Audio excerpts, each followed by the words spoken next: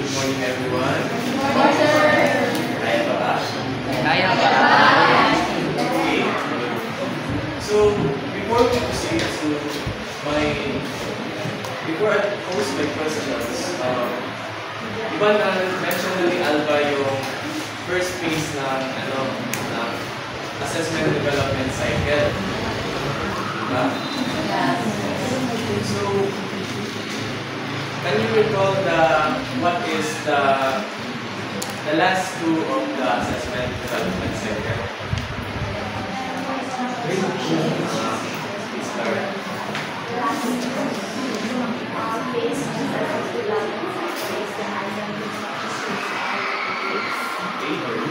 Pwede bang yung mga nasa harap, mag-recite kayo dito kayo marap, ha?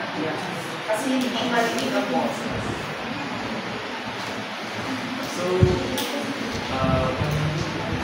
So what do you know about item construction phase?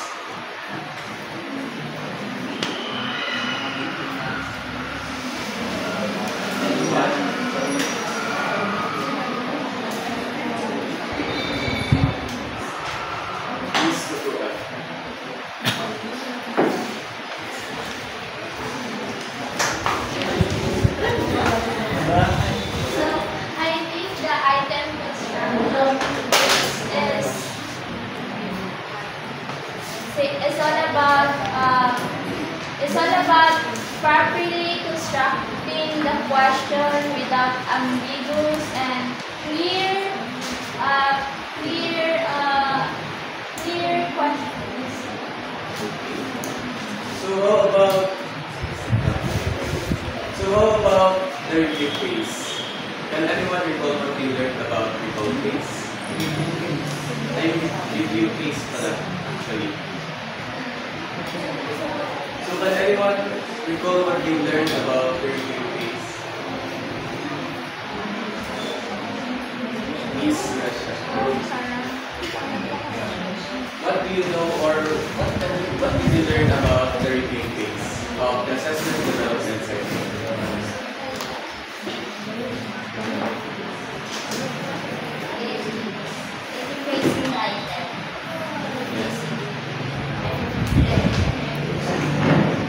In the word review, what do you know about how can you relate it in the last phase of the assessment development cycle? Sir, come here. Can you, yung volume ng voice, masyadong mahina. Dagdagan ng ilang decibels. Mga 3 mo, ma'am.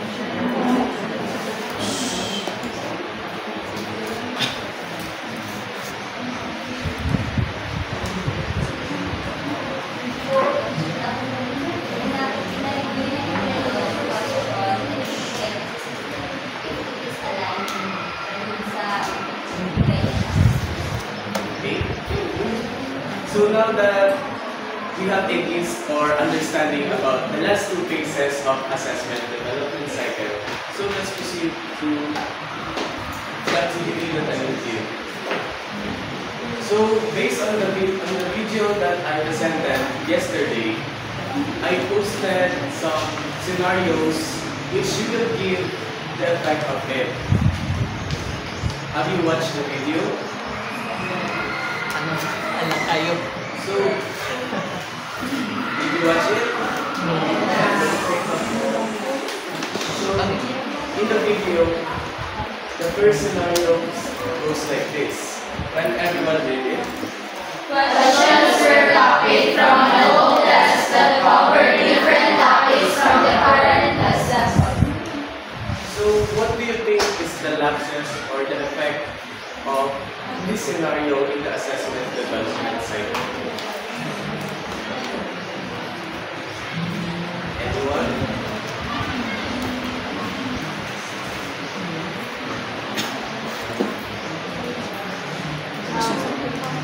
So it means that the questions were copied from an old test and it covered different topics instead of their current lesson.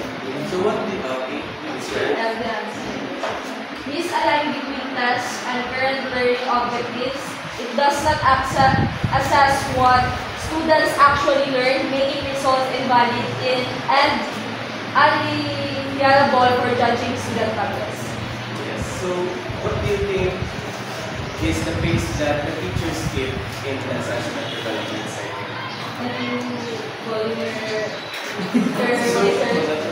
So what part of the assessment development cycle did the teachers give in this scenario?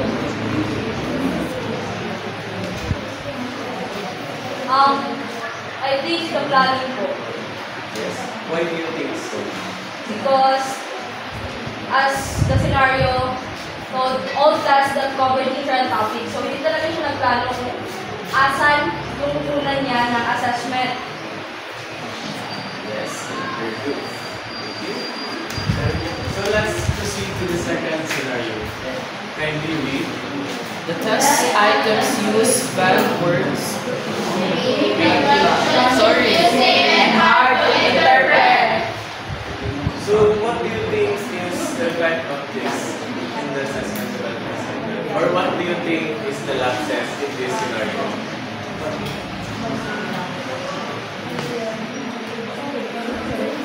Yes, Mr. Gunday. I think the lapses that this scenario gave to us is the wording of an assessment is so vague, therefore it will affect the students' learning by confusing them on constructing your own assessment. So what do you think did the teachers give in the assessment development cycle?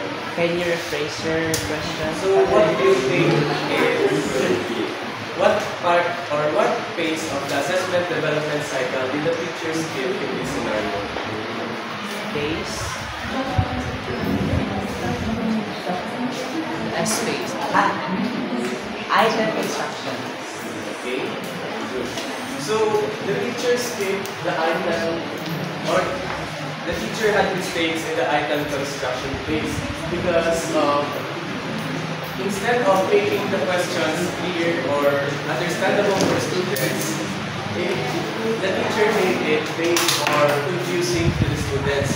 So it will affect their overall assessment results. Yes? Okay. So let's proceed to the next scenario. Can you read?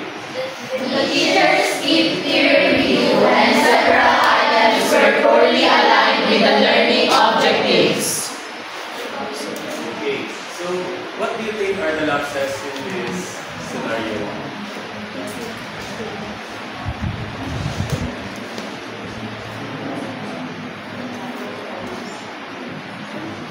Thanks, Georgiana.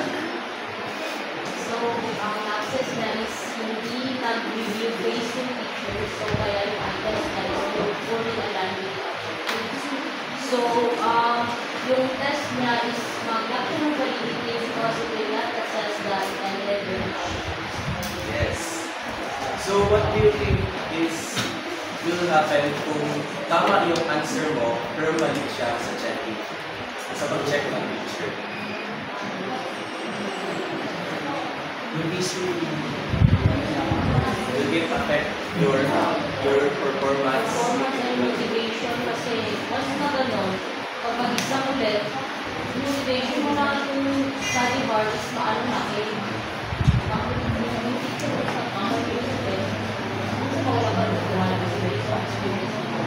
Yes, correct. So it will fall part on the teacher's part kasi sa teacher talaga na yung problem kasi may problem siya sa pag-review kasi na-skip niya yung peer review, which is the peer review is one of the most essential parts of the assessment development cycle. Okay? Yes, sir? Yes. Yes, sir. So let's go to the last scenario. Thank you, Reed. An An item had multiple correct answers, but only one was marked as correct in the answer key. So, did you understand the scenario? What do you think is the lapses or what would be the effect of this in the assessment development cycle? So it means an item had multiple correct answers, but only one was marked correct in the answer key. So what do you think will this cause? Or what is the effect? Yes, Mr. Kamaya. I think one is for the student misconception kasi they perceive that the four multiple yung correct answer, so nabasa nila, na-study na din. Then perceive na misconception yun kasi after nag-check na sa answer key, isa lang pala yung sagot doon. So there will be confusement, ganun. So as a teacher, what are the ways you can think of or you can do to prevent this kind of situation? So, based sa aking topic, it would be suitable na in the answer key part, sa answer key na part, it should be like, for example, A, B, C, D, apat yung choices. It would be that if possible naman lahat ng answers are correct, if correct lang ha, then the option, appropriate na ilagay mo na option sa letter D is all of the above. Kaso nga lang, it's already hindi rin siya mag-contradict din siya sa idea. Mag-contradict siya sa aking multiple choice checklist kasi sometimes student may just diretso na magsagot doon na A instead na dapat basahin niya pa ang B at C kasi akala niya yung A na yung sagot.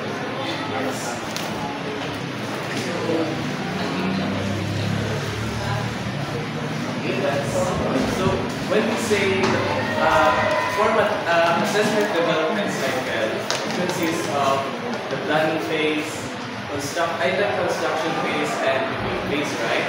Yes. So the item construction phase consists of making the items, right? It is where you bring your items. You make dito mo gina-construct yung mga items based sa planning phase. So if hindi mo na tama yung sa planning phase mo, hindi mo rin mag-proceed or matama rin sa item and sa review. So dapat yung assessment development cycle is talaga siya. Yung components ng phase is dapat connected to each other talaga siya. If may mali sa isang phase, mapektuhan yung overall na assessment or the test quality. So, and in review phase, dito yung review. Dito yung mag-review ka, dito yung mag-item analysis, at dito yung revision. So, once na matapos mo yung item construction, you will then proceed to the review phase. So, in review phase, dito talaga yung dapat mong isipin kasi as a teacher, we need to construct our items or test items with high validity and reliability to ensure that our students' performance will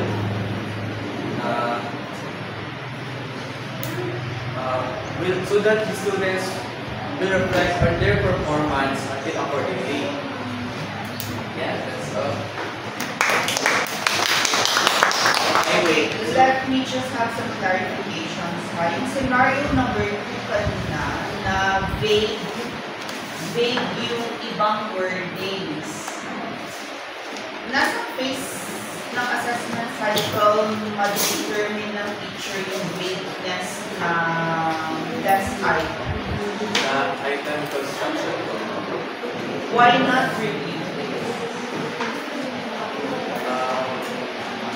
Actually, it would go on to item construction and review phase since if hindi mo pa siya na-check sa item construction, tapos it could affect the review phase kasi ibig sabihin is namali mo siya ng pag-check sa item construction tapos hindi mo rin siya napansin sa review phase, then it will affect the overall test, the test item.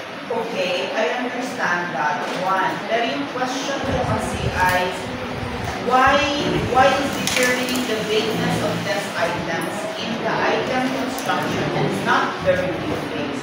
Hindi ba yung review yung binabasa mo ulit yung nagawa mong test item at doon mo nalalaman na may problema pala?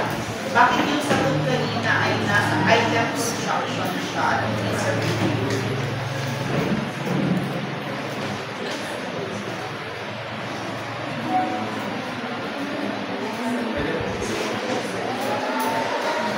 Bakit ang sagot kanina nasa item construction yung scenario number 2 at hindi yung review phase?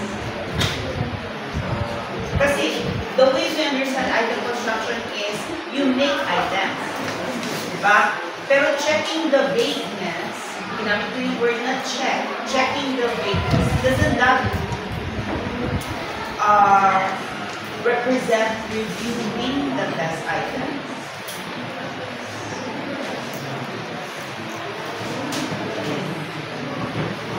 I guess po, it would really fall on the review piece po, since dito po talaga yung checking. So, dito mo ma-ensure if yung test item na ginawa ko sa item construction is tama ba talaga yung mga wordings, yung answer key, and yung overall test. Okay. I-discuss sa atin ang item analysis group later yung iba't ibang klase ng review. May na-mention lang kasi kanina ng peer review. But actually, the teacher can do self-review. When should the teacher do the self-review? During construction or after construction? After. Actually, it can be both. Kaya po pwede yung sagot doon, pwede na during item construction pero nag-review na rin ang teacher during item construction. Pwede rin may final review siya pagkatapos niya na gawa lahat. Kasi ang isang teacher na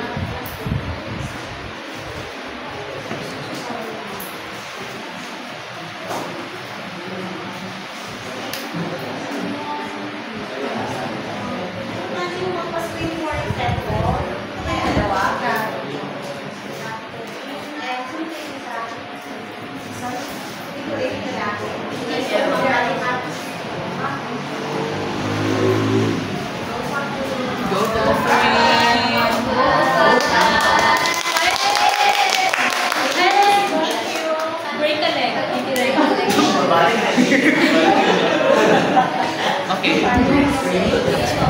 right, pwede na tayo bumalik. Ano naman yung sinasabi ko niya? Parang flash siya.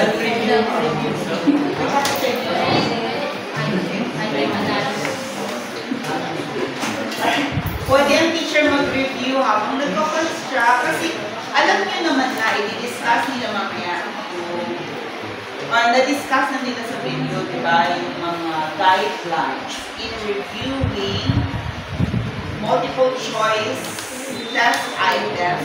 Tama, no? Okay, guidelines in creating and reviewing good multiple choice test items. So, kung pwede ka na habang gumagawa, ina-apply mo na yung guidelines at mag-review ka din pagkatapos. Okay, so yun yung isang tanong doon.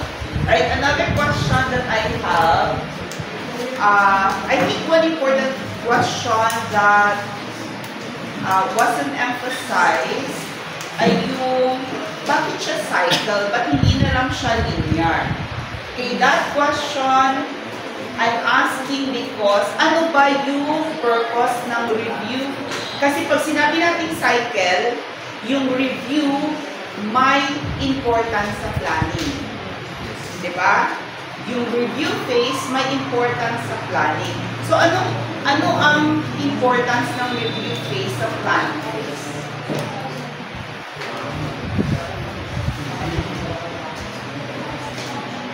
Anong kahalagahan ng review sa planning phase? Sige, gusto ko munang pag-isipan ninyo yung sagot dyan sa tanong na yan. Before we ask Sir Pamir to answer that, I'm going to ask some of you to share your ideas first.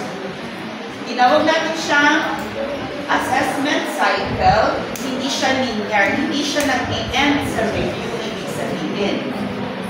Which means that the review phase has a connection to the planning phase. That's a very important very important idea that you need to remember.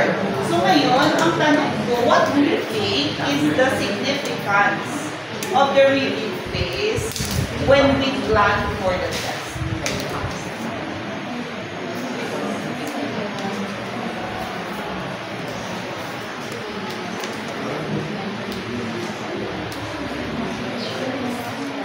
I'm not sure if it will help you in answering. Sige, sagutin mo nga muna itong tanong na to kasi baka makatulong sa pagsagot ng tanong ko isa. When do we review?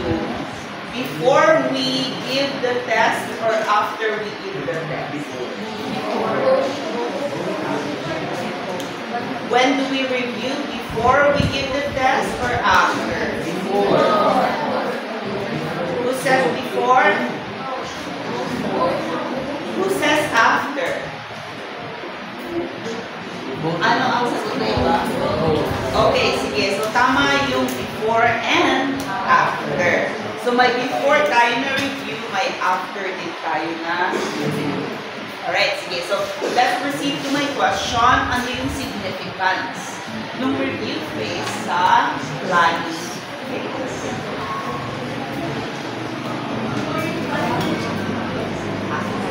Kayo muna. Any volunteer? Any volunteer? Nakagawa na ako ng exam. Na-review ko siya.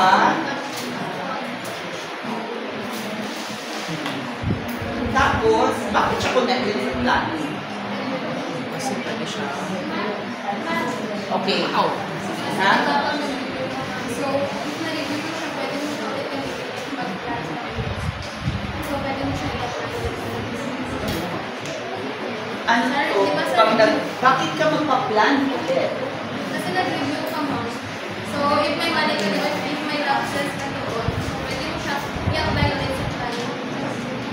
Mayroon ba tayong specific example? Like, ano yung maaaring nakita mong mali doon sa review mo na pwede mong gamitin para sa planning? Pwede, ano mo, like, sa score nila, ma'am, if na nakapasa kasi yung mga questions mo is hindi siya align sa na lesson mo. So, sa planning mo ulit, so gagawin mo is i-align mo na yung question mo sa na-lesson mo. Okay, sige. So, ibig sabihin nun, gagawa ka ng bagong exam. Alright, sige. Gagawa ng bagong exam, i-align na. Ano pa? So, tama yun. Okay, tama yun. Ano pa? Ano pa yung ibang significance ng review sa planning? Sige, si Sir... Ay, meron dito? Si Paolo? For me po, aside from yung sabi ni Mr. Gaga na totally gagawin talaga yung exam, for me, parang revisions lang po. Parang when planning your assessment, pag i-review mo yung assessment, i-review mo po, parang makita mo yung how yung mga lapses. Pero in my side po, parang i-revise mo lang yung parang how to improve your exam. Okay. Anong i-revise mo? Revision people that will benefit same students or future students? Future students. Pwede lang po yung students na bigyan po ng parang double checking na lang po yung yung meaning ko ng review before po ibigay yung parang i-double check na lang po tugma ko talaga yung mga ibigay ko na Okay. Your answer probably is more about you review it based on your plan. Hindi you plan it based on the review. Kasi my question is you plan it based on the review. Pero yung sagot mo, you review it based on the TOS. Nag-follow ba talaga sa TOS yung exam? Parang yun yung sinasabi mo, Paolo, no? Pero yung tanong ko kasi, okay na, yung tanong ko kasi, you plan based on your review. Right? So, magkaiba yan. So, kung pwede, yung sabi kanina, anong tawag dyan? after ng nagpa-exam, tapos hindi okay yung performance ng students, so nag-reflect ang teacher, kasi pala hindi ito ang na-emphasize sa instruction. Kaya ngayon, gumawa ng ibang exam ng teacher, nag-adjust siya para magkaroon ng tawag natin instructional validity yung kanyang exam, ay binago niya yung content, binago niya ngayon yung plano niya, okay, para mag-align talaga doon sa kung anong nangyari during instruction. Sir Camille, meron ka pa bang ibang explanation doon sa paano tayo magpaplano base sa na-review natin?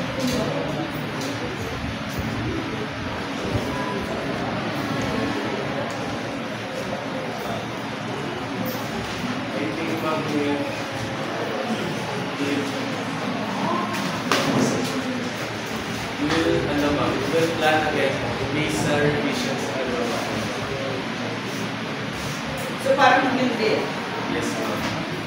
Meron pa bang iba na explanations? Di ba, pwede ka mag-review after na tapos yung test. So, na-check mo na yung score ng mga estudyante mo ay hindi siya consistent. So, magpaplano ka ulit based dun sa reliability ng score. Specifically, ano ang pagpaplanuhan mo ulit? Like, may napansin ka doon ng mga items na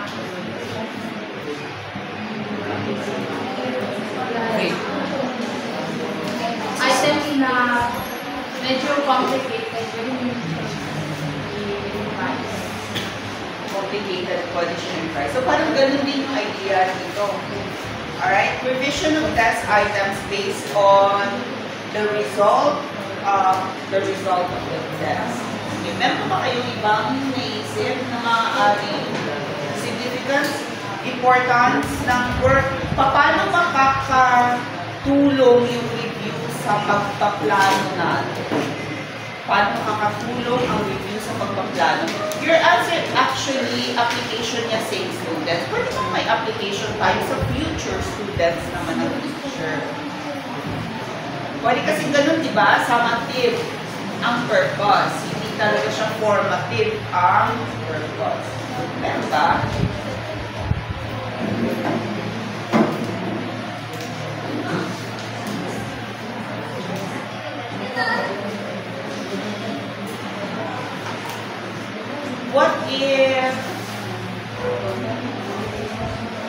What if nakita ng teacher na matataas lahat yung nakukuha, like consistently, halos ma-perfect ng students yung exam. Pwede siya mag-adjust ng level of complexity, which can be applied sa mga susunod niya na estudyante or pwede rin same students din. Diba? So, na-review niya, nakita niya ang dali-dali naman pala nitong exam kung parang hindi na challenging sa mga estudyante. So, hindi ko talaga ma-differentiate sino ang may na-learn na bago, sino yung wala pa na-learn. Okay, anyway, yung punto natin doon, class, related ang bawat phase ng assessment cycle. Alright? You construct based on your plan. You review based on your plan pa rin. Okay? And it's possible that you plan based on the results already.